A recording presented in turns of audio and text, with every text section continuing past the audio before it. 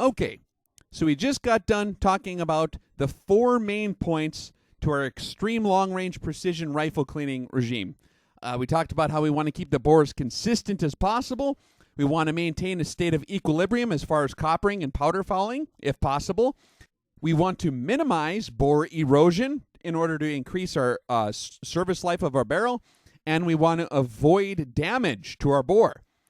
So now with those things in mind, and if you missed the videos before this, you definitely want to watch those, or you might not understand where we're coming from. But with those things in mind, let's get into some of the cleaning equipment. And then after that, we can discuss barrel break-in procedures, and we can also visit about our actual long-range precision rifle cleaning regime that we've been talking so much about here, working up to it, right? All right, so here we go. Let's look at some of the different cleaning equipment. You know, your cleaning procedure is going to vary based on what kind of equipment you're using. And when we actually get down to the procedure, I'm just going to give you general rules and ideas of what to go for.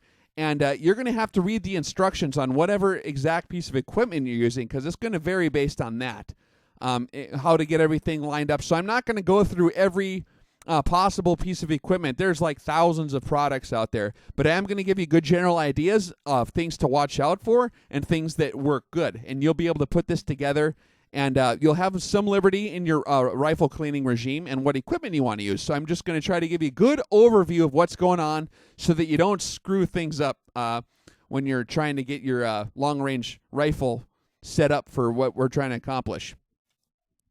All right, so rods. We're talking about the solid rods, okay? Now, this is what you're going to use to push the brush and the jag and the patches through your bore, right? First thing I want to say about rods here is we're not going to be using steel rods. Like if you've been in the service, you know, the cleaning kits that come with the M16s, they got that steel rod that you screw together. That's not going to be very good. We were talking about the embrittlement of the steel and the chemically affected and the thermally affected zones of the bore. And steel on steel is a bad idea just by itself, even if it's a softer steel, which the steel rods usually are. We're going to avoid them just because of the risk of damage to your bore, particularly in the crown region. Even if you're coming at it from the breech, if you get something misaligned on a steel rod, just 1 or 2 passes and you can cause some serious damage in your bore. So we're just not going to use steel rods. Now, they do have steel rods that are coated, and that's going to be okay. So they have like a plastic coating on them, or they have different materials that they use to coat these so that it's softer, and that'll protect it. And that's actually a pretty good rod type to use. I use a steel rod that is coated. I guess what I was talking about earlier is a non-coated steel rod. You don't want to use those, but a coated steel rod is going to be pretty good. It's going to be relatively rigid. You do want a rod that's pretty rigid. You're going to want to avoid if you do want to use a solid rod for your bore cleaning, which is probably one of the most common ways to do this. This is actually the way I still clean my bores, is by a solid rod. But you're going to want to avoid the cheap, flexible, screw-together type rods like you can get in the Walmart cleaning kits. You know what I'm talking about? Where you screw the little aluminum things together. That's just not very rigid. And even though it's only aluminum, you're going to have that thing especially after a few uses, it's not going to be one solid rigid piece, and it's going to flex in the middle, it's going to bend out of whack, and you're going to be rubbing various places inside your bore as you make each pass, and that's not going to be good. Not only is that going to accelerate the mechanical erosion of the bore wherever it's touching, it's also going to possibly leave small deposits of aluminum as the aluminum scratches off in there, and you don't want different kinds of metal shavings in your bore getting stuck in some of those sharp edges, because that's going to cause some severe problems the next time you fire that round. You could have, you can actually put dents in your bore if you get little flakes of metal in there when you're shooting. You don't want foreign materials inside your rifle bore.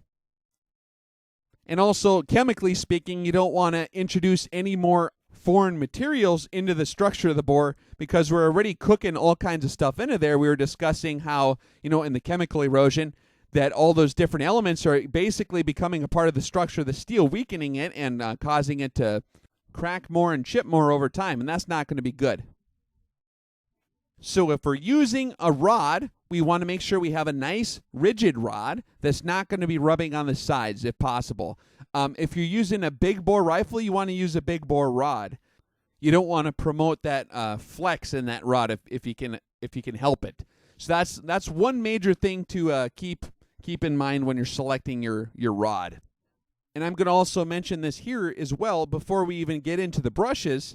But when you're getting these different attachments for your rod, like your jag or your brush or whatever you're going to be using there, you want to fit that to the rod. You don't want like a oversized one. They make adapters and stuff for some of these, but that's really not a good idea for some reasons.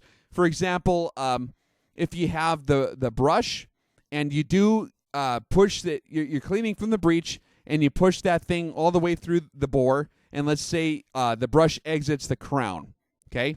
And then when you're coming backwards on your way back, what could happen is you don't want the back edge of that brush to catch or snag on that crown on the way back in. That can cause a lot of problems as well. So a lot of guys won't even allow the brush to exit out the muzzle. When they're cleaning from the breech, they'll go all the way up to where the muzzle is, and then they'll just reverse directions there so that they don't risk any unnecessary problems with the crown.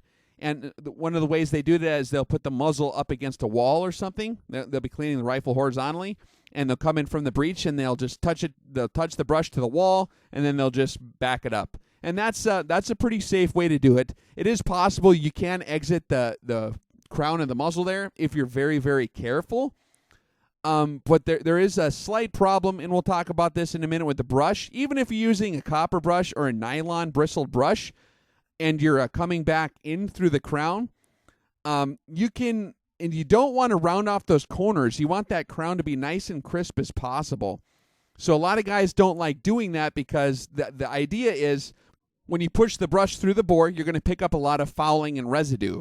Within that fouling and residue, you're going to have little microscopic abrasive pieces of harder materials that were in the propellant. So you're going to have a slightly abrasive mixture of fouling in that solvent inside that brush when you push it through. And if you go all the way outside the muzzle and then pull it back through, it is slightly abrasive, even though it's copper or nylon, and that stuff can round off the corners of your crown if you clean a lot. Particularly, this is more of a problem with guys who clean their bores a lot, like some of the precision, the match shooting guys or the competition shooters and stuff who clean like every 20 rounds. Those guys are going to take extra careful precautions when it's coming to their crown. They don't want to introduce any kind of abrasive at all to that, even if it's just the microscopic particles in the fouling. You know what I'm saying? So that stresses the importance again of the crown. You got to be careful of that thing. You don't want to mess it up. So when you're matching your brush or your jag to your rod, make sure that it's the same size as your rod or just a little bit smaller. You don't want to have anything possibly snag on the way back in if you should exit the crown of your muzzle. The next type of equipment we want to look at here is the pull-through type. And we're talking about like the boresnakes. And a lot of guys don't like to use rods for these reasons we're talking about. And rods are a little bit cumbersome. They're hard to carry around in the field. Now, I do actually carry my rod out into the field. One of the reasons I like to have my rod in the field is should the occasion arise that something gets stuck in the bore, God forbid, I could remove it, kind of like a ramrod type deal. So I just keep it in there for that purpose anyways, but I do like to clean with a rod. Another way to accomplish this whole deal, it's getting popular nowadays, is the pull-through types, like you have the boresnakes or even the OTIS cleaning setup. And like with a boresnake, you just have that long rope, and the whole thing is like a giant patch. And it has like 160 times more cleaning area than a standard patch. So it's supposed to make it easier to clean, and it takes a lot less time. So you can clean the whole bore in like less than 10 seconds is what they advertise. And actually, the boresnake is a pretty slick setup. But a lot of guys like it because they feel it's less risky as far as misaligning a rod. And that is true. It can be. But you do want to be very aware, even if you're cleaning from the breech again, when you're pulling that thing through, you don't want to take that sharp corner. You want to pull it straight through. if you're rubbing on the sides, even though it's that, I think it's made out of cotton, but like we just said before, you're going to still have those mildly abrasive particles in the fouling that's still going to act to kind of wear. It's going to cause a slight amount of mechanical erosion, and if you're pulling it like at a sideways angle as you're exiting the muzzle, you're pulling that bore snake through like that, and you do that consistently like from one side, you're going to cause differential erosion on one side of the crown than you would on the other, and that's not a good thing. So if you are using one of those pull-through type deals, you still want to make sure everything's aligned nice and straight, and you pull it straight out the front. You know what I'm saying? So that's the precaution you want to take there. It is a very safe way to do it, and I actually think it's pretty slick. So that's not a bad thing to have in your kit for sure. A lot of guys really do like the bore snake. Another one that's pretty popular is the OTIS all-caliber rifle cleaning system. And it's pretty neat setup actually, and it's basically a memory flex cleaning rod. It's like a cable, okay, and it's coated on the outside, so it looks like a steel cable, but it's really not. It's coated, so it's softer, and it's a pull-through type system again, and it includes like solid brass slotted tips and brass obstruction removers and things like that. And the basics still apply there as well. When you're pulling that thing through, especially on this one, you want to be very careful. Just make sure you're pulling it straight through. Don't pull it at like a 90 or 45 degree angle as it's exiting that bore. That's going to be a bad situation there. Or if you're feeding it from the other side, you want to make sure it's feeding in the right way. Whichever way you're going to try to tackle it, just be very careful with what angle you're going in. So if a guy was to ask the question, which one is the superior system, using a solid rod or using a bore snake or one of these OTIS type systems, and there's a lot more than just those. There's a lot of different ways to do this, But I would say they're all about the same as long as you're doing it correctly. If you're doing it correctly by the book and you're being very, very careful and you're mindful of the areas that are vulnerable to problems like we're talking about here, you should be okay. And I actually kind of like the bore snake idea. I think that's pretty cool. I know a lot of guys who use those. I don't use a bore snake, like I said. I do use a solid rod, but I would not yell at anyone if they thought that the bore snake was a better idea. They're probably right. It's a pretty slick setup. Or even the same thing with the OTIS setup. Those are pretty cool as well. So again, I don't want to stress equipment. I'm not trying to sell different kinds of equipment. I'm just trying to make sure that whatever equipment you guys do get, that you are using it correctly, because even a lot of these are advertised that they cause less damage and that they're safer to use, and that might be true, but you can still screw stuff up if you're using it improperly. So be very mindful of these different things we're talking about, particularly when it comes to rubbing on the sides of your crown area or in the rear there by the throat region. You want to be very, very, very careful there. Now, while we're on the subject of rods, I probably want to stress the importance of using a bore guide. If you're using a solid rod, it's pretty much vital for our purposes that you're using a properly fitting bore guide. And what that is it's like a cylinder type deal you insert into the action. You're cleaning from the breech, right? So you insert this in there, and when you put your cleaning rod in from the rear, it'll keep it centered for you. So that's where it's going to rub on the back. That's what's going to keep it centered rather than the throat area. You don't want that thing to rub on the throat area. You want to keep it centered elsewhere because of all the throat is very, very brittle, like we talked about a little bit earlier, due to the huge thermal erosion going on back there. So you want to be very careful of that. Bore guides, there's a lot of different kinds. You can use a cheap plastic one. There are some that are a lot better than others, like a Lucas guide. They have a secondary insert that fits pretty tight, and it'll fit like directly to your particular rod that you're using. So they have different diameters, and then you can use that. There's other makes that are like that too, but that's kind of one that comes to mind, I guess. You don't have to buy one of the Lucas guys, but if you can find one that has that insert or that is designed that way, just kind of read the description, and you'll know what there's a million different pieces of equipment out there, like I said before. But that's kind of what the characteristics you're looking for. And we talked briefly already about brushes. Okay, a brush is a very important piece of the equipment, obviously. Most guys like to use the copper brush. There's nothing wrong with that, really. Some guys feel that that's too abrasive, and that they prefer to use a nylon bristled brush. And I would not argue with them. I would always, for the type of cleaning we're going to be doing, you're going to want to change the bore as little as possible. So you're just going to want to get the bore clean and not anymore. You don't want to remove any more material than you have to, okay? So the copper is going to be okay, but if you want to err on the side of gentleness as far as the bristles are concerned, the nylon's going to be fine. Although nylon can, like I said, carry those abrasives along with it anyways. So either type of brush you use is fine. Just make sure it matches up like we said before, so it's not protruding out like grossly beyond the diameter of the rod, so that if you do exit out that crown, you don't want it to catch on stuff on the way back in. So you want to get a good quality brush. Be very careful when you're inserting your brush, obviously, into the bore. Either way you're going, you don't now.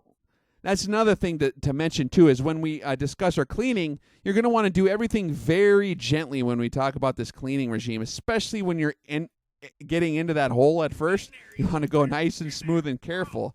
If you just ram it in there real fast, it could hurt something, because the front of that brush usually has steel in it, and you don't want to misalign something and bung up the forcing cone inside that throat region there. That's not going to be very good. So be very careful when you're inserting these things. We should probably talk a little bit about solvents. Man, I could talk for hours and hours about solvents, but that's probably not going to help you out that much. So when we're talking about solvents, this is important here. When we're doing our long-range precision rifle cleaning regime, we were just talking about on the before video here, the one preceding this, about how we want that equilibrium state of coppering and powder fouling. If we try to remove all the copper from our bore, you're going to have to get pretty aggressive on that stuff. I don't know if you've ever tried to remove copper from a bore, but that stuff gets in there pretty good. It's cooked in there, and in a lot of cases, it is actually bonding with the steel. So you need to use very, very aggressive copper solvents sometimes. And there's a lot of guys who swear by this to remove all the copper, but for our particular purposes, if we recall our 4 main points, the second point was we want the bore to be in a state of coppering and fouling equilibrium. So if we want to maintain copper equilibrium in our bore, we obviously do not want to remove all the copper. Now, if for some reason we do really have to get aggressive and clean it out for something weird that happens, and you want to go out shooting again and do your long-range precision shooting, you're going to have to build up your copper fouling back up to that state of equilibrium. And depending on your cartridge in your barrel, it could take 50 rounds or so. It depends. Like my 338 usually takes 50, 60 rounds to get up to that full state of copper equilibrium. Now, when we're choosing our solvents, for our purposes, we're going to avoid copper solvents, the aggressive copper removing solvents. We're just going to be looking for the mild type solvents that are going to be non-abrasive. We're just going to try to remove the carbon buildup inside the bore. And that's for purposes of, we don't want moisture to attack our bore while the rifle is sitting in the cabinet, okay? Now, in my area, actually, it's a pretty arid area up here where I'm operating right now, and it's pretty dry. I mean, it's like in the wintertime especially, it's actually drier than the Sahara Desert up here. So I can leave I can leave powder fouling in my bore for years on end if I wanted to, and it would have zero negative effects at all. It's not going to attract any kind of water. But if you're in a corrosive environment and you do need to keep on top of this, you're going to be cleaning with non-abrasive, just like a powder solvent, like the NitroSolve works fine. There's nothing wrong with that, or the sweets or the hops. There's a lot of different good solvents. Whatever you choose, you just want to make sure that when you're doing your solvent, you want to remove all that stuff from the bore before you start shooting again. If you shoot with a wet bore, you're going to have micro droplets, and that can actually dent your bore because that's, liquids. Just like if you study hydraulic pressure, them things, they're pretty pissed. They don't want to move. So if they get trapped in there, when that pressure builds up, 65,000 PSI, it can cause real bad problems. It can dent the steel physically. Pretty interesting what liquids can do sometimes. So you want to make sure you're pretty dry. You don't want any kind of solvent in your barrel. when you start shooting again. So you want to clean all that stuff out. So we're using mild, non-abrasive solvents. Just the, like, what do I use? Sweets or the outers?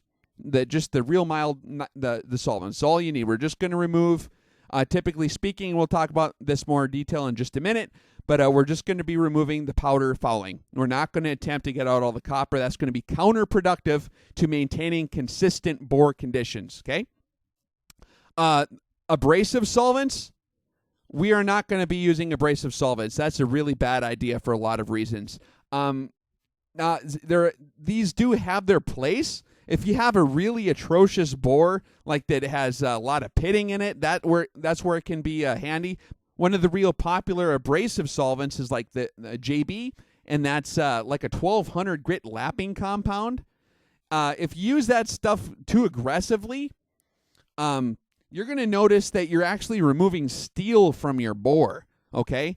And that's not going to be good because, and we talked about this in the moly-coated bullets video, but you're going to have differential erosion due to different materials being distributed unevenly anyways. And if you're trying to remove that last bit of copper out of your barrel or whatever it is you're trying to accomplish, just say, oh, I want to remove the little burrs in the steel, that abrasive is on that patch the whole way in there. So it's going to be removing material pretty much evenly throughout the barrel. And if you have uneven surfaces in there, it's just going to amplify that. Kind of like we talked about the differential erosion of the microstructure of the bore in the molybdenum coating video.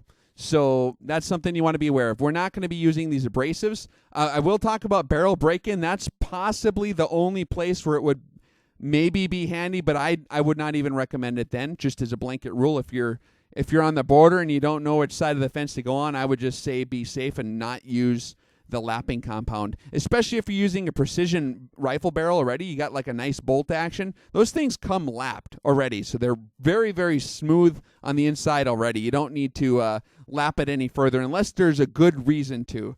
So we're just not going to use abrasives. Now, it's true if you are familiar with the competition shooting world that a lot of these guys who are like real famous in the field kind of endorse a lot of these abrasives like JB. And you got to remember, though, that these guys are not really concerned with maximizing their barrel life because they're competition shooters, and if they only have 1,000 rounds out of a barrel, that's no problem for them. They just change it out.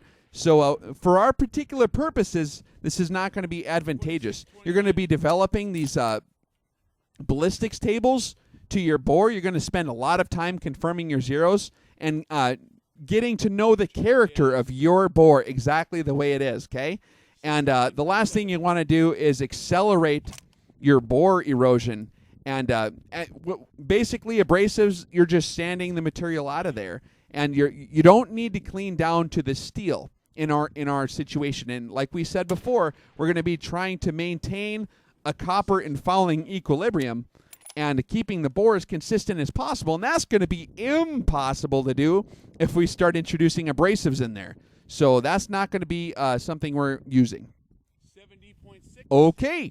Now that we have a good overview of some of the basic equipment we're going to be using, we're going to go ahead and discuss some of the advantages to bore break-in procedures. This is an interesting topic. A lot of guys argue about this.